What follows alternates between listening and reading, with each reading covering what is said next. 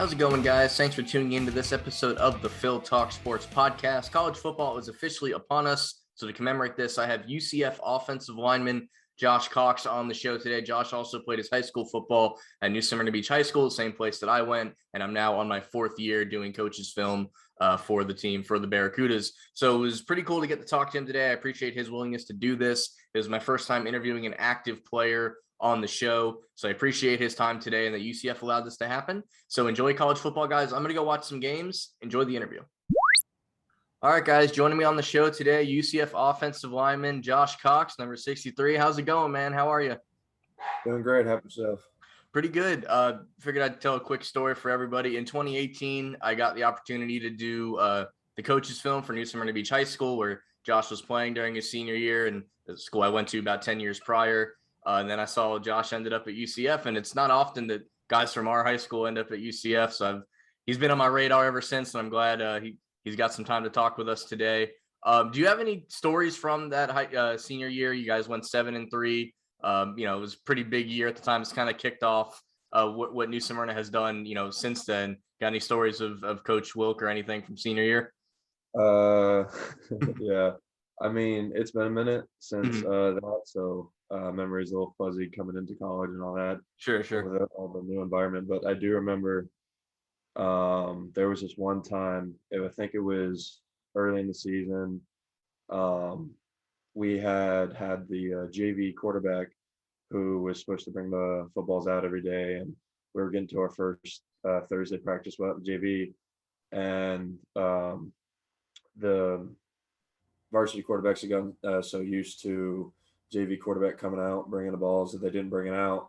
And so we started practice. We didn't have any footballs, and Wilk realized he was he was Wilk. So he had one of the youngest quarterback run and go get the footballs while the rest of us did gas or till he got back. And Okay. that was just in the moment it was like, man, how could you do that? But I mean, it was understandable, and it helped build character and getting into the season. So that was one of the more interesting memories. What was it like playing under Coach Wilk? Coming into Wilk, it was a little strange because it was so new. Mm-hmm. His coaching style was much more unique than I was used to. But he was fair with everything. He was tough too. So like we would I don't know if you know, but like when during the summer conditioning, there's this thing they do called sudden change. It's where you're in the middle of a lift, you could be in the middle of a set, in the middle of a current rep, and he'll blow the whistle, yell sudden change, and you run out of the weight room. Everybody does around the statue of the Barracuda in the courtyard. Oh, wow. Run back and then just everything. He ran it very professionally. It was actually very similar to how we do it in college, where there's the periods, and each period has a set time, and each segment of practice has its very specific purpose. And it's just, he's very professional about it. He wants the best, and he does his best. He's a very good coach, so he gets the best. Would you say his program kind of did help prepare you for what to expect in college? Do you think had you not had those, drills and things like that with him, that you'd be a little bit more behind the eight ball moving to the next level? I'm sure it did help, but I mean, coming into college, it's a new world essentially. You coming in the it did help, absolutely, and he did help when I did ask him questions. He did his best to help me prepare, but coming into college was just a brand new world. It was something to get used to. I mean, you have the meal plan. You have to go to meal. You have breakfast, lunch, dinner. You have to be the lift. There's no excuses. Obviously, when there is a valid reason like class, or you have something for school or a doctor's appointment or something, that's understandable. But it's a job essentially. You get here, you do what you're supposed to do, and you do it right. Mm-hmm. What was talking about that transition, what was your recruiting process like? Because as I mentioned before, as a UCF alumni and someone that went to New Smyrna, I don't know, maybe that's changing, but they almost don't recruit that area outside of like maybe mainland. So to like see a Cuda go to become a Knight was pretty cool as a fan. So what was that process like? What were some of the other schools that were maybe interested in you? So there was Abilene Christian out in Texas. They hit me up pretty early. Then there was Campbell up in North Carolina, and I was actually committed to him for a little while. And then UCF, the previous staff hit me up, and it was a week before signing day, and they offered me the preferred walk-on. And being there's UCF, it was closer. It was a bit of a bigger program. I mean, don't get me wrong, I was very thankful for everything that I got before. It was, but getting the call to UCF it was really a blessing. It was 40 minutes away. It was the education program I wanted, and it was just they were a big name, and it felt like an honor to be a part of it.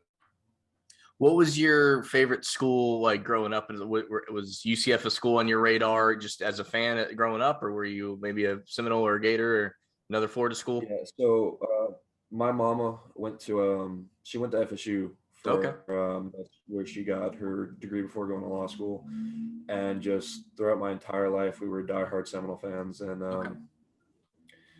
originally I tried to figure. I didn't really know how recruiting worked. I was just kind of I'm not big on social media, so it was very oblivious to me that I needed to get out there and sell myself. So,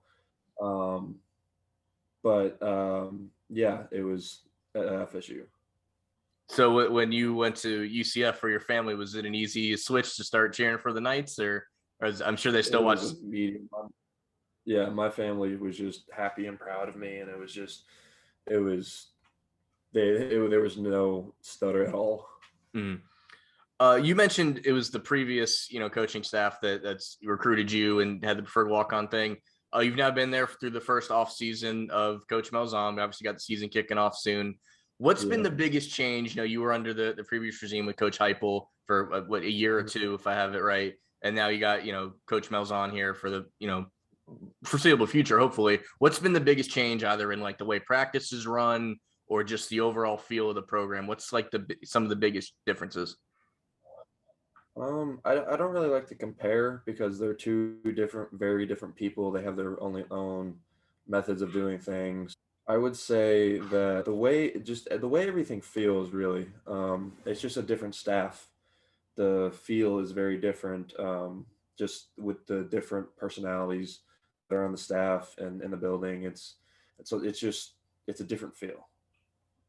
What about like on field, play style type things? As Knight fans, we're looking forward to seeing, the new look, offense and defense probably as well.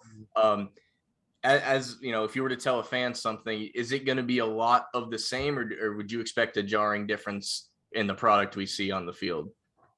If you just look at Coach Malzahn in the past, it's his offense. So that's probably the best answer. I got you.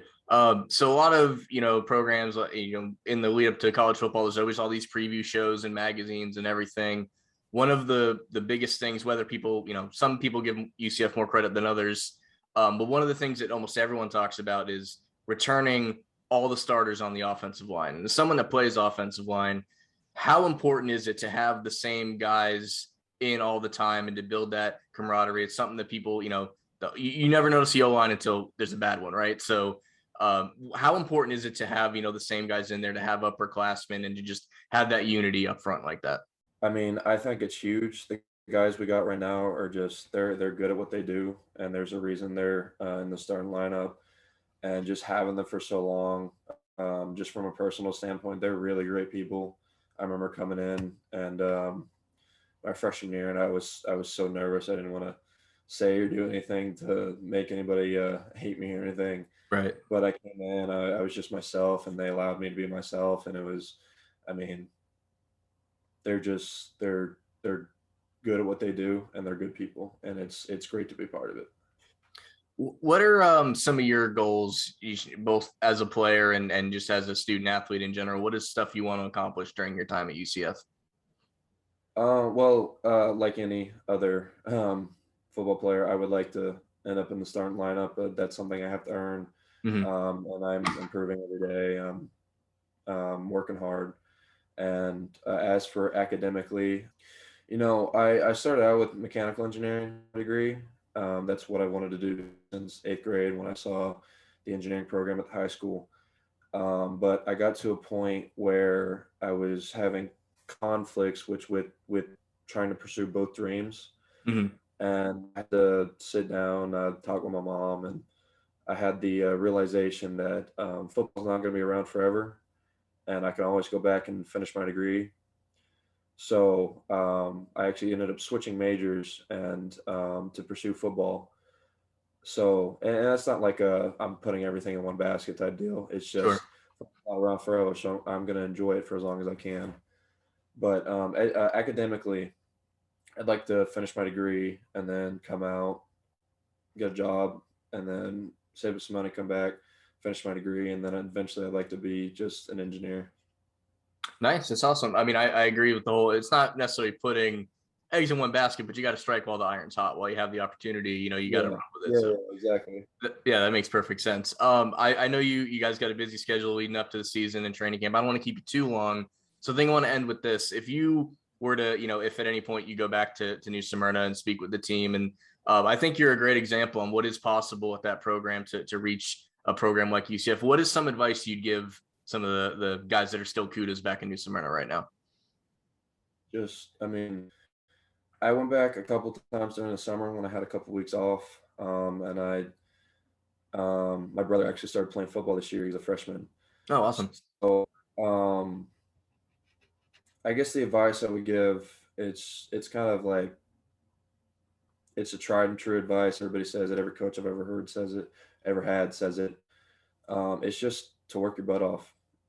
Keep going in the off season. Work hard, even when you don't have football. Just learn your plays and do what's right. That it'll get you where you want to be. And one of the more important ones would be to get be able to sell your brand. Mhm. That's a big thing that this staff has been emphasizing, is to sell your brand, to create a personal brand. Like Nike is just do it. Well, create not not so much to create a brand, like a brand to sell, but create somebody you're proud of Mhm. through hard work and just personality. Since the NIL thing has happened, it's only been about a month old. Was it like a night and day difference? Like we saw people drop brands and shirts and things like at like Mhm. midnight the day it was like on campus. Was it literally when you went to practice the next day? Was it automatically different with all that starting up? To be completely honest, it wasn't that different. I Mm, mean, DG kind of took that by storm. He probably had that in mind for the longest time, and he's right. doing a really good job of it. But it wasn't that big of a difference. I mean, when we got in the building, it's time to focus on football. So Yeah, that makes sense. All right, guys. Well, Thursday, September 2nd, UCF kicks off against Boise State. As a fan, I'm hoping to be there. Thursday is a little trickier for me during the week. I'm sure other fans have it that way, but I'll definitely be out yeah, there on the 11th when you guys play Bethune-Cookman. So best of luck on the season, Josh, and hope to see you out there. thanks so much. All right, go Knights. Bye, John.